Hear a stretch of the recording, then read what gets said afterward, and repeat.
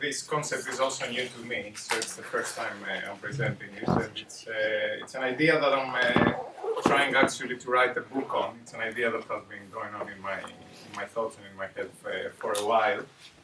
I've written one page of this book up to now, and I'm really excited about it. I was reading the biography of Marx, actually, of the biography of Marx and his wife, and he sent a very enthusiastic letter to Engels, and he told him, "This week I did a great progress in this economic seat. I think I'm going to finish it by the end of the month."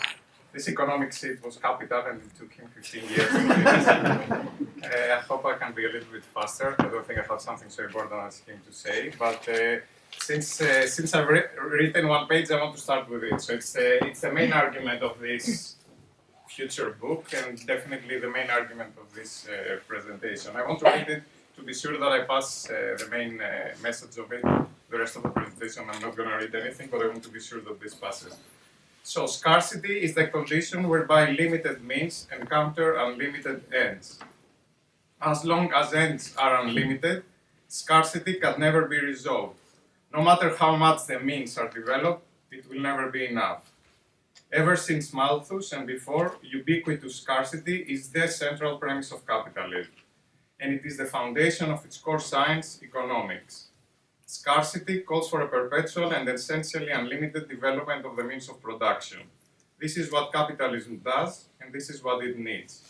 Scarcity and growth, therefore, form an inseparable dialectic, where the limits to growth galvanize the efforts for ever more growth. This dialectic, I argue, can only be broken by dismantling the assumption of naturally unlimited ends. This is the challenge of what I call self-limitation. For the ancient Greeks, economy was the ethical art of limiting ends, given potentially abundant means. The premise of a natural abundance that calls for a collective restraint is the inverse of the capitalist premise of scarcity, and a feature of many indigenous and pre-capitalist civilizations. It is urgent that this art of self-limitation is recuperated. Why then Malthus was wrong? This is the starting question of my presentation. Malthus and economists after him are wrong because they want us to think that unlimited ends are natural, and hence scarcity is natural and has no limits. From economists and capitalism's scarcity without limits, I want to make an argument for limits without scarcity, a case that is for collective self-limitation. So if this sounded very confused, it's going to be 40 minutes more to explain it, so let's start. So first of all, why I'm interested in this question of scarcity and limits. I think the motivation, I tried to trace it back to where it started from, and I think it started 5 years ago in a room like this in Thessaloniki in Greece, where I was presenting my work on degrowth. Some of you might have heard about it. It's a criticism of the idea of perpetual economic growth, the desirability of it and the sustainability of it. I was presenting in a room that was mixed in terms of ages, and there were a lot of professors or intellectuals that I would broadly call them intellectuals of the left, of Syriza, the political party that then became government. The rest were younger people. And after my presentation, I was severely attacked by the older people for being Malthusian and for repeating the debates of the 1970s about limits to growth, that we have resolved them and we are over them. The young people were much more supportive of me, and they told me, yes, we really like this idea of the growth, you brought it forward, talking about limits is important. So after this presentation, we were invited to write chapters for a book. So I devoted myself in writing a book arguing why degrowth is not Malthusian. In Greek, I wrote that. And in writing that, I was making the case why myself I'm not a Malthusian. Because when I'm told that I'm Malthusian, I get really angry. But I said, okay, if I'm not a Malthusian, let me study very carefully what Malthus said and make a very reasoned case why I'm not a Malthusian and why, by extension, those of us who speak about degrowth are not Malthusian. And this is what I'm trying to do today. I think it's an important debate to be had because it's an important debate politically. The question of limits, of scarcity, and the figure of Malthus in the background is an obstacle in a lot of political debates between what I would call ecologists, and left or socialists, if you want. And I think it's also important as a scientific and analytical question. So on the one extreme, we have what we might call ecological determinism, where we think that limits and ecological forces determine in the last instance social outcomes. In the other extreme, we might have social constructivists or social determinists, we might call it, which they think that really what is out there is not as important. What matters is our imagination and how we can change things. So what I want to strike is reframing this debate, this dichotomical debate, both politically dichotomical debate and analytically, because I think it's problematic. So the presentation is going to have two parts, and I'm trying it first time, so I might have to go fast. We'll see how much of each part I manage to cover. But in the first part, which is I want to present this concept that I said of scarcity without limits, I'm going to focus in the work of Malthus. Most debates about limits and scarcity start from Malthus, but also because I think his essay on population is an exemplar of what I call the discourse or the narrative of unlimited scarcity. I will argue that Malthus was wrong, and I'm inspired here. The very first presentation I saw when I came to SOAS was by ladies. He was talking about the food security and saying Malthus was wrong. And I said, yes, I agree with you, but I don't agree why you think Malthus was wrong. So what I want to say here is that I have a different explanation of why Malthus was wrong. It's not going to be the common saying explanation that Malthus was wrong because he didn't predict that we're going to have technological progress and economic growth, or because he was a prophet of doom and he thought there's going to be overpopulation in the future. I don't think this is why Malthus was wrong, because this is not what Malthus said to start with. So he's wrong for another reason that is going to be revealed soon. The second part of the presentation is I'm going to, after the deconstruction of limits and scarcity through Malthus, I'm going to try to reconstruct this debate, and I'm going to use a very different thinker, the opposite of Malthus, unfortunately also a man, but Cornelius Castoriadis, who is a Greek French philosopher who wrote about limits, but very, very differently than Malthus did. So, part A, scarcity without limits and Malthus. So first, I'm going to argue what Malthus, I'm going to explain what Malthus really argued, and I'm going to explain that what he argued was not the danger of overpopulation. Second, I'm going to argue that what Malthus argued was the growth of population, and in order to have this growth of population, he argued, we should have growth of food. So I will make a very paradoxical, I would say, claim that Malthus actually was an apostle of growth rather than an apostle of limits. What I want to say, he was one of the first people who started putting the argument in favor of economic growth and against redistribution in the terms that it's still made today by neoliberal economists.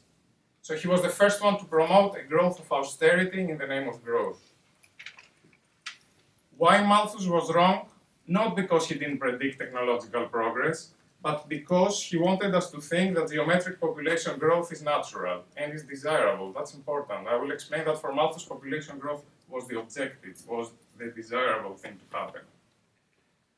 What did Malthus get right? Because he got a few things right, and I don't think we should be afraid to appropriate things from Malthus that he got right. What he got right was the emphasis on material analysis and on food subsistence questions, and also his critique at some points of the absurdity of the idea of endless material progress.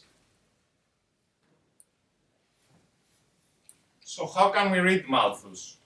I propose not to read Malthus through the perspective of Malthusians. And by this mean Malthusians, people who are supposedly appropriating Malthus to argue that there is a danger of overpopulation, there are too many people, we should control the population, etc. I would argue that they have read Malthus in the wrong way. And by extension, the critics of the Malthusians, which are right to criticize the Malthusians, are also misreading in a certain sense Malthus. So one wrong way, I think, to read Malthus is to have your argument against Malthusianism in advance and then go and find the right quotes in Malthus that support your argument. This can be very easily done because Malthus has written a lot of things. A lot of things, if you quote them, they look completely outrageous. He looks a prophet of doom indeed. But I think, like when we read Marx, for example, and Engels were saying we shouldn't just take quotes, but we should understand the thrust of the work, the total body of the work, we should do the same with Malthus. Try to understand what was his whole argument, what was he arguing in the first essay. I'm not saying this because I'm an apologist of Malthus, but I'm saying that if we want to understand the power of the discourse of Malthus, we really have to understand what he was talking about and what he was arguing. And to do that, I found very useful actually the work of Frank Elwell, who is, I don't agree with him at all in in his politics or in his analytics, but he's a guy who's an anthropologist apparently in Virginia, in the US, and he's trying to reclaim Malthus as a social theorist. I make the joke to myself and I say he's the David Harvey of Malthus. So what David Harvey tries to do, reclaim Marx, he's trying to do for Malthus with less success, and that's good. He doesn't be that popular. I didn't know him before I did this research. But I think the reading he does of Malthus, which is not the reading the Malthusians do, is quite accurate, and it's much more convincing of what Malthus is saying in his book. So first of all, he says Malthus is quite, in his account, is quite lively and upbeat. It's true, if you read Malthus, he's not a prophet of doom.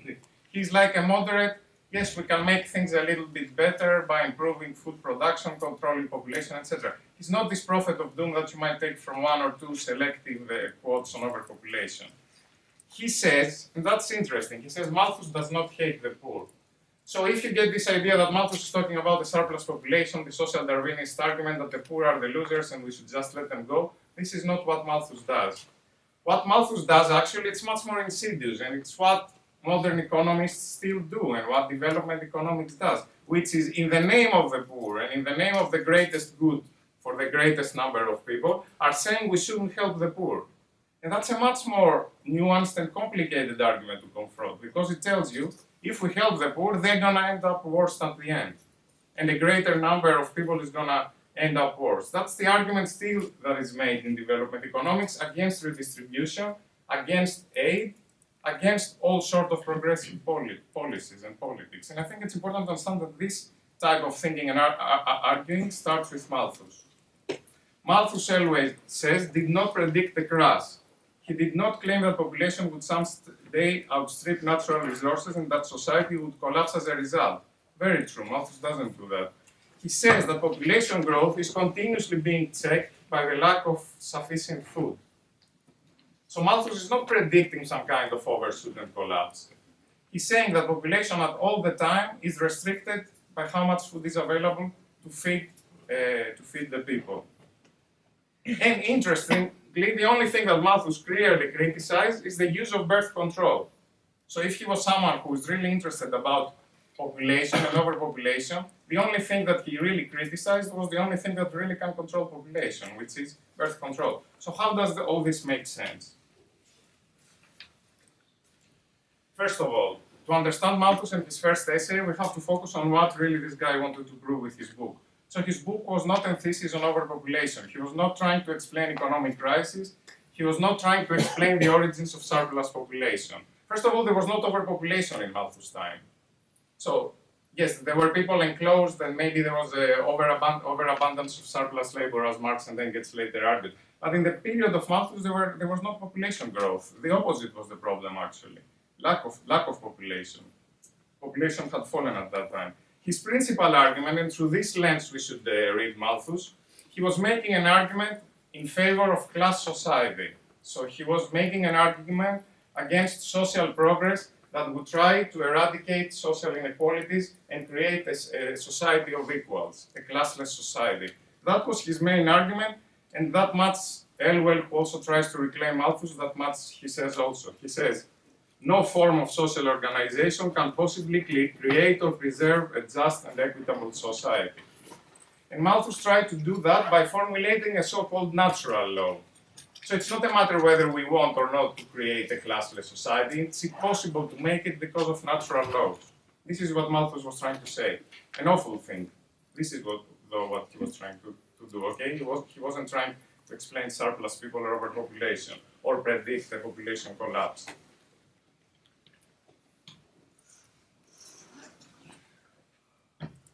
How does he do that in the book? First of all, he postulates a premise of natural scarcity. He's basically saying that population growth naturally is greater than growth in food production. Basically, that there is not and there will never be enough for everyone to have a decent share. Important, this happens always. It's not going to happen in some time of doom in the future. So he's basically saying that it's much easier to have kids than to feed them. That's basically what Malthus is saying. You can have 10 kids, but then you cannot produce for the 10 kids. Of course, the 10 kids can produce for themselves, but then if they have also 10 kids, each one of them, it's going to be a constant problem, okay? This is what Malthus is saying, and he's saying that this check is operating continuously. This is the premise of a natural scarcity, that it's always there. It's not going to be in the future, it's always there. This scarcity, Malthus claims, is the source of all social ills. So poverty, war, and disease are the results, the outcomes of this scarcity. So you don't have enough for everyone, so you have a war between those who don't have enough and want to get enough. Or you have disease, or you have poverty. The ones who don't have, because there is not enough, the ones who don't have part of this portion are the ones who are the poor.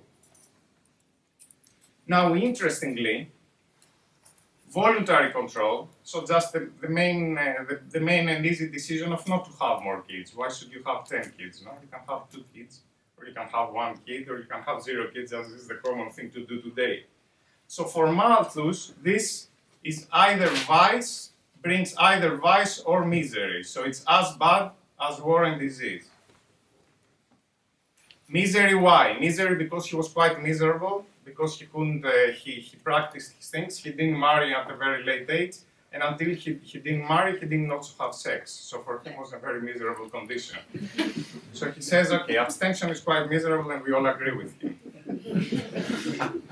But vice, why? You know, what is vice? Vice, he says, prostitution. So basically, by vice, he means having sex without having kids.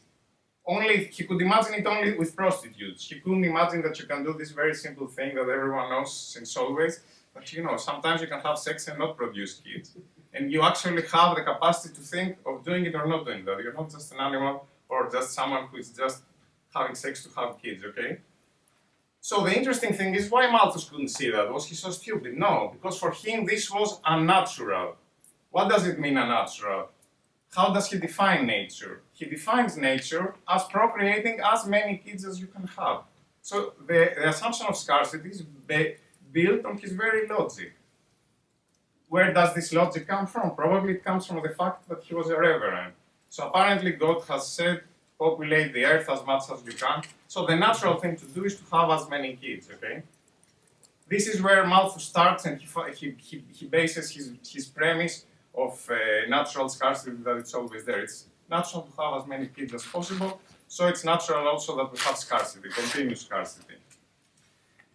Now, the thing he brings in, and this is his main argument, this is where he focuses his essay, is that redistribution will not change that, will not make things better. Why? Because he says if we redistribute to the poor, they're going to have even more kids. And they're going to have less of an incentive to produce food. So who is going to feed these kids?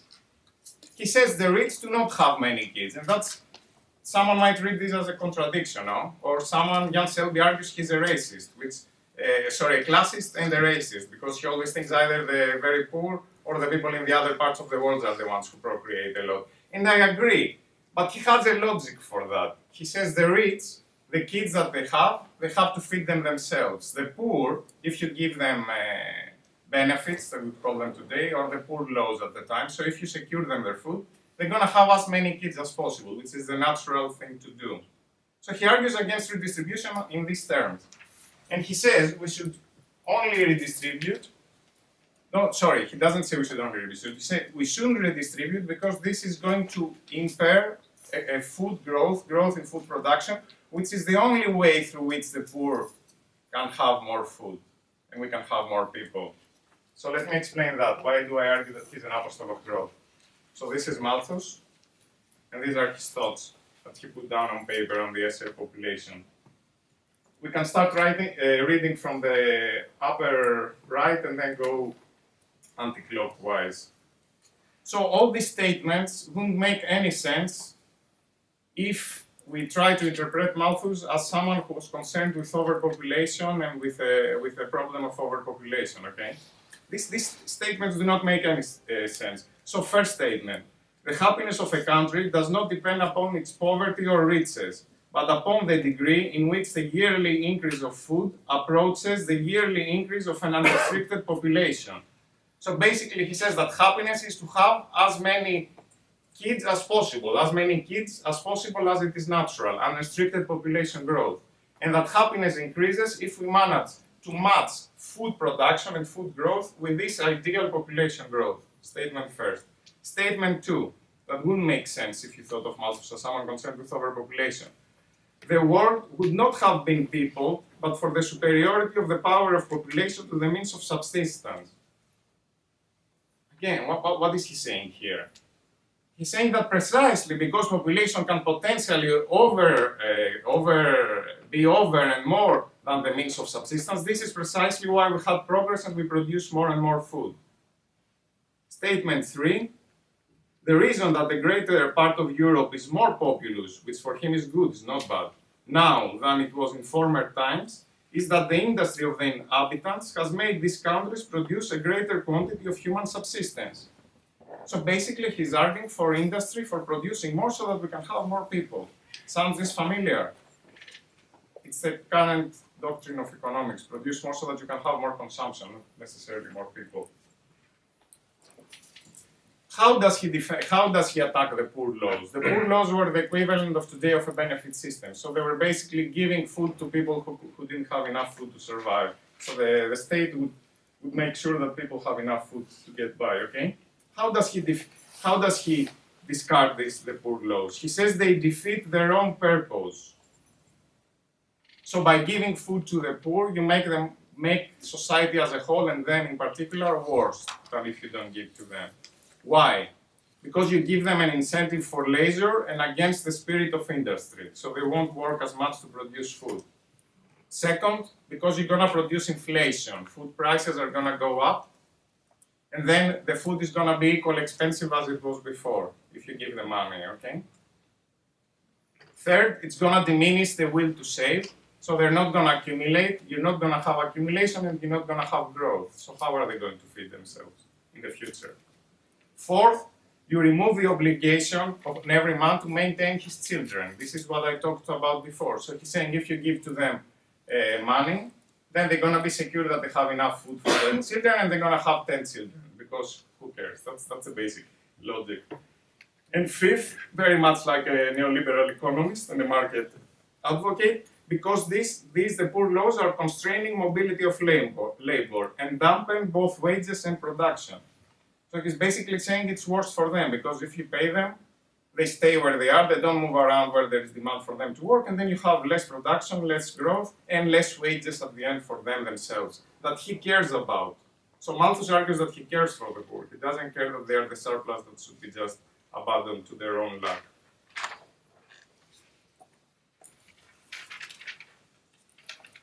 So what I want to argue is that this discourse of Malthus is not just of Malthus. It's a discourse that is very strong and is with us until today. It's a discourse of what I call scarcity without limits.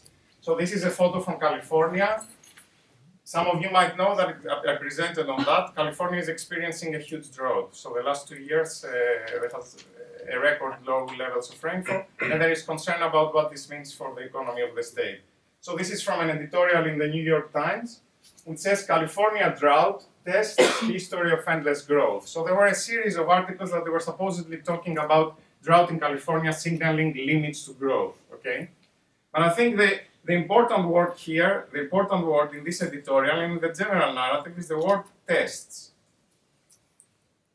So supposedly this article talks about limits of nature putting limits of growth, but at the end it finishes with a go get them attitude at the end, what I call the National Geographic attitude, which is there are limits of nature, there are potentially putting an end to growth, so let's go get them, you know? Let's bring the technologies, let's bring the money, let's try everything, so that this is not a limit to our growth. This is the dialectic of what I call the dialectic of scarcity and growth, which is always there. I realize at hindsight that these ideas come from my own fieldwork. So I started working and studying water in California was my postdoc. Water in Athens was my PhD, and I've done also work with water and scarcity in Catalonia. And I constantly see this pattern, a discourse of scarcity and limits to growth, used and mobilized to justify an expansion and more economic growth, and often silence the voices of those who want to put voluntary limits to growth. Okay? This is the logic of the discipline of economics. It might not sound this way because you might say, no, economics does not accept that there are resource limits or food limits or natural limits. True. What economists did was a very clever trick. So they realized that capitalism was producing more and more food, etc., and more resources. They didn't want to accept that their limit might come from there. But they kept the idea of the universalized and generalized scarcity. How did they do that? By framing the limited resource of everything as time. So time is, for economics, the inherently limited resource. So, I cannot be here and also be in my house and cook and also be in the beach in Greece, not right now, sometime later, and I cannot also go out and jogging, everything at the same time, okay? So in a sense, time is limited, it's a limited resource. We cannot do everything. Again, the assumption is that we, as humans, want to do everything, want to do as much as possible, and we don't have enough time. So scarcity, again, becomes universal, and supposedly the discipline of economics, what it does is to help us allocate means as efficiently as possible, so as to have as much as possible over this scarcity. So for those of you who have studied economics, there is the starting diagram, which is guns and butter. No, you can have, if you have less guns, you're going to have more butter. If you have less butter, you're going to have more guns. How can you have more guns and more butter? By growing more, no? So there is always a scarcity of allocation, but there is always also the possibility of having more. This is also the austerity discourse. So some people tell me, oh, Merkel is also with degrowth. They tell me Merkel is also making the discourse that we should constrain our consumption because we have consumed more than we have, and that this is a degrowth discourse. Precisely no, it's a Malthusian discourse in the way I have explained Malthus. So what the Austerians are saying, is we should consume less because we don't have enough, and by consuming less and by saving more and by being more industrious, we can produce more, so we can also consume more in the future. It's exactly the same discourse as Malthus. It's a discourse that sees scarcity as the enemy, that it's overcome with more growth. I might skip the part why he was right. So as not to annoy everyone and live with everyone as friends from here. I don't have enough time. So why Malthus was wrong? So one way of thinking why Malthus was wrong was to follow the thinking of Engels. Marx didn't write so much about why Malthus was wrong, it was mostly Engels who did the work. But I follow Engels because I think more or less 200 years after is the same discourse. So the friends of Syriza thought I was wrong, more or less thought along the same lines with Engels, well, why I was wrong. So I want to see that some parts of why Engels thought Malthus was wrong were wrong, others were right, and I want to focus on the ones who were right. So we start from his hidden thought up there, which is not hidden, he wrote it down, but I'm saying on the background, and we're going to go again anti-clockwise. This is too small even for me to read. Unfortunately, I thought it was going to be big, so that doesn't work well. But the main thing that concerns Engels is he says, if Malthus were right, then socialism cannot abolish poverty. It can only generalize it, distribute it simultaneously over the whole surface of society. So Engels is concerned that if we accept these limits and we say that there is not enough for everyone, then this means that socialism cannot do anything. It can only generalize poverty to everyone, okay? This is wrong. So he's trying to respond to that, which I think is correct to try to respond to that. So it's correct to try to respond to Malthusianism, but he's trying to respond which way? He's trying to respond the same way that also economists have supposedly responded to Malthus, but which was the way that Malthus had prefigured. So he's saying too little is produced. That is the cause of the whole thing. Not because the limits of production, but because bourgeois society does not and cannot wish to produce more. So basically what Engels is saying, okay, if we get done with capitalism and we have socialism, we're going to produce more and it's going to be enough for everyone. So no one is going to be poor. Okay? Why do I think this is wrong? First of all, because he's still caught within the logic of Malthus. So he accepts scarcity and he says we should overcome it, okay, by producing more. Second, because historically we know that capitalism did produce more, much more. So if you really want to propose an alternative system, you cannot propose, I think, an alternative system that supposedly will do better what the system is already doing. And I don't think there is a strong argument why socialism would produce even more than capitalism, which produces about 3% more each year. And third, I think because socialism is first and foremost about sharing.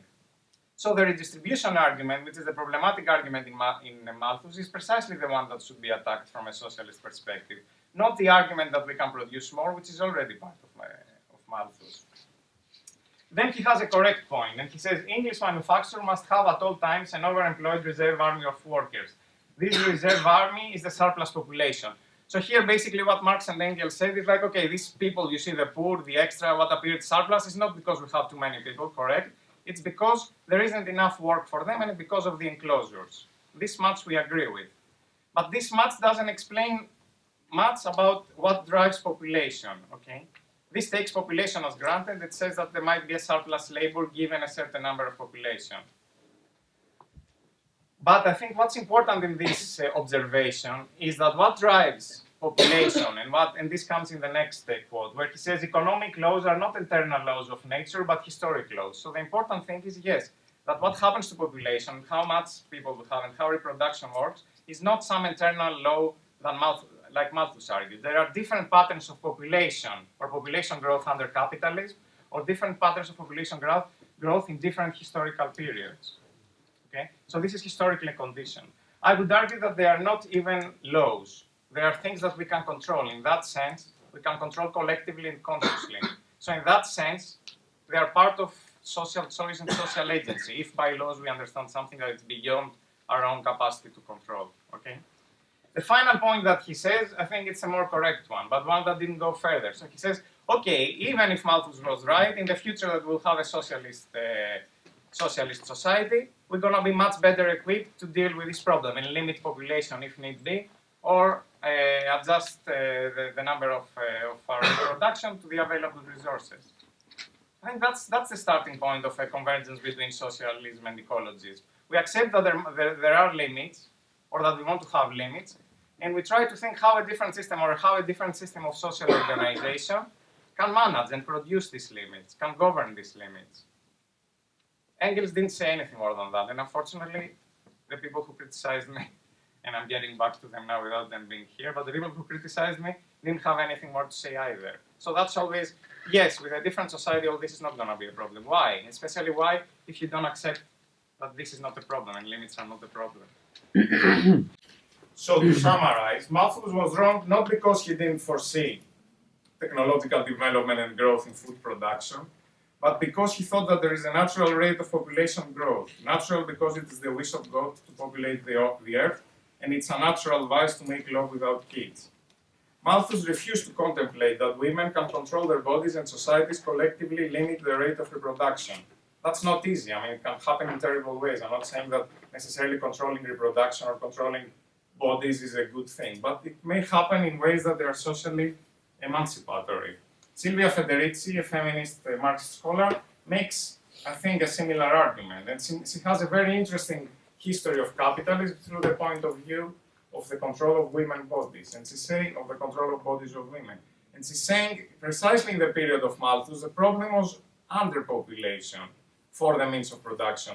And the force of the church, of the powers that be at that time, was precisely how to control the bodies of women, with policies but also with force. She claims that the witch hunting was part of this whole force, to make them have more kids and control how many kids they have. Because women on their own, they didn't want to have more kids. They have understood that, okay, this could be a problem, or they just didn't want to.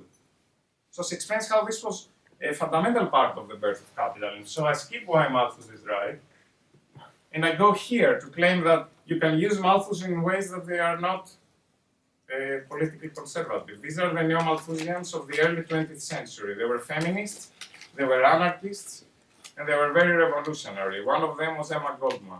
I still try to figure historically why they call themselves Malthusians. I haven't found a convincing answer. But they did call themselves neo-Malthusians. Why? Because they were claiming for the right of women to control their bodies and control to how many kids they give birth. Why did they think this was important? For political reasons. Because they said, we don't want to produce a reserve army of labor for imperial armies and for capitalist factories. This was a political argument. Lenin apparently didn't like it at all because he said the working class should populate as much as possible. You know? So he was against them, he called them bourgeois and all the standard things. But I think this shows the women dressed in red against all the forces of the establishment, the military, the capitalists, the church. Someone should be an economist also there. They are there standing on their own, defending the right to determine their bodies and the right to limit the rate of reproduction if that's what they want. So what I'm arguing is that this type of I don't want to call it neo-Malthusianism because we get confused, but this type of neo-Malthusianism, which I think is the neo-Malthusianism of the growth also, which is like we want to control our limits of our rates of production and our rates of consumption, is politically emancipatory. Okay. Why is it politically emancipatory and how it can be? So how can we think of limits in a way that it's not politically conservative? So here I take this quote from Cornelius Castoriadis. He says, ecology isn't love of nature. It is the need for self-limitation, which is true freedom of human beings with respect to the planet on which they happen to exist by chance. Two things here. So gradually I'm going to explain this argument, okay? That's my goal for the second part of the presentation. The first important thing is that Castoriadis here marks a distinction between ecological limits out there, which is the standard way we tend to understand limits, like planetary boundaries, no? Something that's going to finish and it's out there, and when it finishes, it's disaster. I think this is still called in the logic of Malthus, no? He distinguishes between this and the demand for limits, the demand for self-limitation, the demand to control our reproduction, which is a social and political project, which I think is at the heart of the ecological movement and the green movement in its good versions, not in its bad versions. The second argument that he makes, and it's interesting and might sound also paradoxical, is that limits can be a source of freedom, so that limits liberate. We tend to think of limits as the opposite of freedom, no? Because we are caught in the same discourse of scarcity as something that makes us restrain ourselves. Restrain so that we accumulate, so that we overcome it, okay? So here is the inverse, like limits give us freedom, liberate us. Why? Okay, another parenthesis. That's a movie I saw recently with my sister who is laughing there. So this is The Legend of 1900. So it's a movie about a guy who gets, have you seen it? No. Yeah? So it's a great movie. And you can see it on the internet if you know the right sites. Even with Greek subtitles, I found. So this guy is born into a cruise ship that does the trip from Europe to the US back and forth. Okay, someone left him there, and he's born there, and he grows up in this ship. He never leaves the ship. He becomes a piano player. He becomes apparently a very good piano player. At some point, his fame grows so much that people want to take him out, make a record, make him rich, make him famous. He has a competition with the best piano player of the time inside the cruise boat, and he beats him. So he's like very famous, and he wants to, but he refuses to leave the boat. He refuses it up to the very end, that the boat ends in the shipyard and it's going to be demolished, exploded. So that's a very emotional scene. And his friend, who knows that he must be still in the boat, goes there and tries to find him. So at some point he finds him and he says, please come out with me, I don't want you to die. And he says, no, I'm staying in the boat. And he's quite young, so that's a big decision. And he's also beautiful, it's Tim Roth, so it's a very big waste for humanity for him to just be exploded with a boat. So he stays there. Why? He tried once to leave the boat, so he went halfway down, and then he saw New York. He was in front of New York, and then he came back to the boat. This was a few years ago. He fell in love with a girl. He thought he wanted to live, then he came back. So why? And that's what he says to his friends, and he refuses to leave the boat. He says, all that city, he means New York, you just couldn't see an end to it. It wasn't what I saw that stopped me, Max. Max is his friend. It was what I didn't see. In all that sprawling city, there was everything except an end. He says, take a piano. Piano is what he plays, what he masters. The keys begin, the keys end. There are 88 of them. They are not infinite. You are infinite. On those 88 keys, the music that you can make is infinite. But you get me up on that gangway and roll out a keyboard with millions of keys, and there's no end to them. That keyboard is infinite. But if that keyboard is infinite, then there's no music you can play. So basically here is an argument that I'll try to make about setting your own limits, not limiting yourself, but having the ability to set your own limits so you can master what you have limited. Okay, he says, if I go out in New York, I don't know what to do, which girl am I going to fall first in love with, Which shop am I going to buy food? It's really funny to see it from his perspective. He says, I want to stay in the ship, I know what's happening here. People are passing through the ship. I see everything that I need to see, and I master something. I master the piano. So that's the idea of self-limitation. I think this captures it better than my intellectual words and concepts are going to capture it. But let me get a little bit more conceptual because I'm a professor, not a movie film theory analyst. Professor of environmental sciences, not of film critic. So this is Cornelius Castoriadis, the guy from which I get the inspiration for making this argument. A very different figure than Malthus. He was a Marxist up to a certain age. Then he said that he was no longer a Marxist, but he was still a revolutionist. Born in Greece, escaped Greece during the Civil War when he was going to be executed into a boat that saved some Greek intellectuals and brought them through the French Institute in France, where he stayed for the rest of his life. Very interesting interdisciplinary character between interdisciplinarity. So he was working as an economist in the accounting office of the OECD, and then he was writing in the Barbarismo Revolution collective with a different name. So he was a true revolutionist, but he was working in the OECD, doing these things with different names, an economist.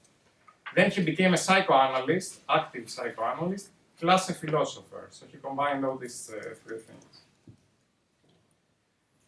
What were his main concepts and his main arguments? His main concept is the concept of autonomy, the constant questioning, ability of questioning around laws. Very roughly and very basically, he said that archaic societies had gods that gave them their truth, gave them the law. So the law was always coming from a god who knew what was true, okay? And then you had to obey this law. He said the innovation of democracy, which he positioned in ancient Athens, I'm not a classical scholar, so I don't know if this is correct or not, but that's how Castoriadis positions it.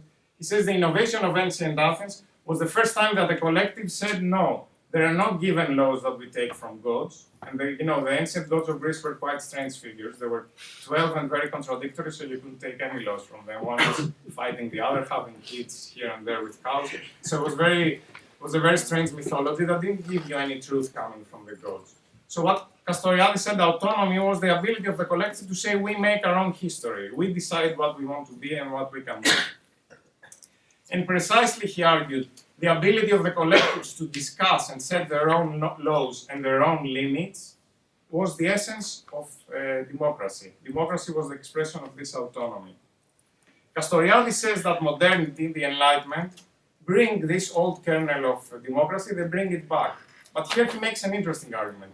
He makes an argument that democracy and capitalism, they come both with modernity, but that they are not compatible. So against the standard liberal argument that capitalism needs democracy and democracy needs capitalism, he's saying no, these are two antagonistic forces that come with enlightenment. One is the force of autonomy, of stopping to believe in gods and saying like we can make out things our own and we can give meaning to what we are doing. And the second is the imaginary of capitalism, which is the pseudo-rational, he called it, and ever-growing control of nature. Might call it economic growth, capital accumulation, okay? He says these two things are in contradiction. And they are in contradiction because the god today is capitalism, is the market. So supposedly today in Greece, we are being told we cannot decide on our own. Why? Because the markets will not let it happen. So there is an external force that tells us what's the truth that we should obey to. So we are not autonomous anymore in a sense, we are still heteronomous. This is in that sense, Castoriadis says these two things are always in conflict. Okay? Too many ideas I think I threw for a single lecture, but whoever survives is the survival of the fittest, and the reward is wine. So as Castoriadis says, ecology is revolutionary. Why is ecology revolutionary? Because precisely in the period that capitalism is triumphant with its idea of ever-growing mastery of nature and ever-growing control and growth for growth's sake, is the only ideology, ecologism, that is putting back the question of limits, that we have to limit ourselves. Limits as an ideal, as a goal, not limits as something that is coming externally. Self-limitation at the forefront. This is why ecology is revolutionary, Castoriadis argues. And it's also revolutionary because if you are to do that, and if you are to produce energy, for example, in a different way, more decentralized, smaller, or in a different type of model, this needs to change everything. It's not something that you can just change the technology, or you can just change certain behaviors. You have to change everything. And you have to go beyond capitalism. Precisely for that, it says ecology is a revolutionary project. And I agree with you. a few words on ancient Greece, and here's the disclaimer. So Castoriadis has written extensively on what he called the Greek exception. So this idea of democracy that for him was first born in ancient Athens. I don't think we have to share his Eurocentrism. So someone from a decolonial perspective might criticize him for being too European focused. I'm sure there are many other civilizations that have the kernels and the seeds of what Castoriadis is arguing here. I don't know enough about them, and I'm willing to learn about other examples that you think fit with what I'm saying here. Plus, I'm Greek. Plus, we are very depressed recently, so we have to go back to our ancient roots. That's what we learned to do since we are kids, you know. With the ancient, we're doing great. So let me do a little bit of that, but without meaning that I overestimate Greek civilization and underestimate other civilizations. Okay. So Castoriadis argues that, as I said, the ancient Athens and ancient Greeks were the first ones who put the issue of autonomy at the forefront. Then they invented, he says, democracy, because they didn't have gods to give them the rules. Interestingly enough, we have a very different concept also of economy in the same period. So this I read it quite recently, but for me it was a revelation. So it was people who were writing, I found some papers that they are about ancient Greek economics. So economics in the thought of the ancient Greek philosophers. So the argument there is that the ancient Greeks were thinking exactly the contrary and the opposite of current economists. So current economists think we have a scarcity of means and unlimited ends, okay? Ancient Greeks were saying the means we have in our disposal, what nature gives, is abundance. So we have enough to do what we want to do. The art then, the art of the economy, what economy meant, was how do we self-limit ourselves in my terminology or constrain our ends so we don't destroy this abundance that is naturally given to us. This was the art of the economy. Ancient Greeks, ancient Athens, had a very intense preoccupation with hubris and limits. Hubris was like if you did too much and you were insulting the gods in a way. No? You're doing too much. And then with limits. And Castoriadis is arguing that the very meaning and invention of tragedy and the main preoccupation of philosophy at that time was precisely with this question of limits. Of limits on the one hand and hubris on the other. There are two potential explanations we can give of why this was happening in ancient Greece. One is the one that Castoriadis gives. He says democracy gave to collectives the feeling of an immense and unlimited power. And there was the realization that this immense and unlimited power can become potentially problematic. Hence, the preoccupation with limits and how we limit ourselves, both in tragedy, giving you kind of stories so that you understand that there are limits and you should not overdo it, and also philosophy, constantly preoccupied with that. Then now I came across the word of ancient Greek, classical scholar Richard Seaford, who makes a very interesting point, which is different from Castoriadis. He says why Greeks were preoccupied with limits was because of money. They had used money more than any other civilization before. And they had realized the danger of what Marx later described, money in the search of more money, commodity money. They were aware of the potentially destructive trajectory of this process, and they were consciously trying to limit it. We might argue that they didn't succeed at the end. So there are interesting things. So these are just thoughts of mine, but I'm not sure how accurate they are historically. But for example, how did the ancient Athens collapse? The critical point was the invasion of Sicily, of Syracuse, where a colony of their own people was there, and they went to fight it, and they lost this war, and since then was a downfall. So there was a big argument there between Alcibiades, a young strategy at the end, and the elder wise. The elder wise were saying, no, we should limit, we shouldn't overreach, there's no reason to do that, etc. Alcibiades was a young guy who didn't want to take orders from the previous ones. He said, let's go get them, well, there's no limit here, let's go hit them, expand. They went, they lost, and their history now, and they are cartoons in my slide. Ancient Sparta, kind of similar. I have found only a small quote on that, on a book by Paul Virilio, actually, so I haven't searched it. That's a very interesting quote, and he's saying the Spartans were a super belligerent society, very strong, very powerful, all the time training for war, but they had one main idea: they should never go to war.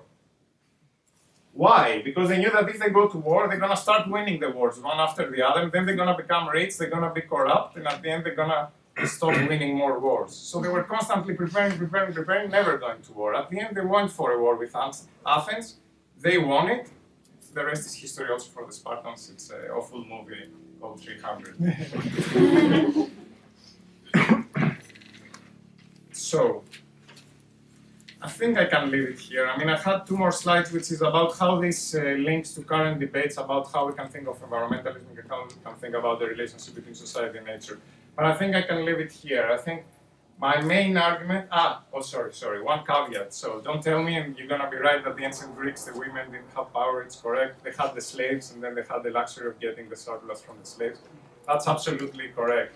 So I'm not arguing that the ancient Greeks are the example. What I'm saying is about the possibility, a way of differently thinking about scarcity, and a way of differently thinking about limits, and a way of differently trying to analyze the economic, political, and historical conditions that produce a certain approach towards the economy, towards limits, towards scarcity. This is all I'm taking from here. I'm not saying that this was the example that should be repeated. And this picture is quite misleading. They weren't doing fives, women and men. The women were staying in the house and they didn't have any power over the collective decisions. And it was the rich guys, the ones who had estates, the ones who were supposed to do the economy, etc. So this was my disclaimer, and I think I'm going to leave it here.